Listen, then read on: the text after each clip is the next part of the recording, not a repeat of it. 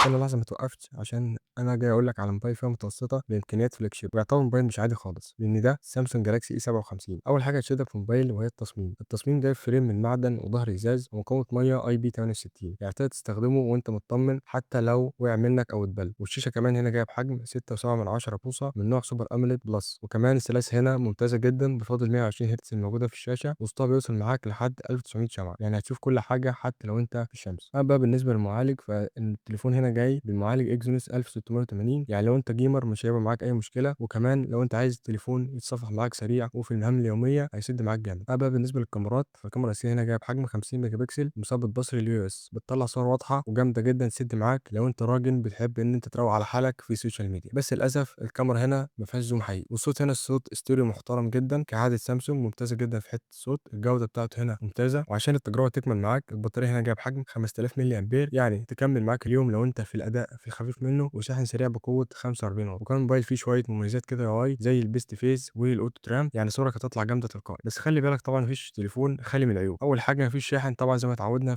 من سامسونج، ومفيش كارت ميموري، وزي ما قلت لك مفيش كاميرا زوم حقيقيه، فخلي بالك لو انت شخص هتعتمد على الزوم في الكاميرا، هنا الخاصيه دي مش موجوده خالص. بس في المجمل ده يعتبر اقوى موبايل فئه متوسطه حاليا. قول رايك في الكومنتات، هل السامسونج اي 57 تستاهل انك تفكر فيه؟ ولو بتحب المحتوى ده اعمل لايك واشترك في القناه. انت جامد، وانا احمد انبوكس، وسلام.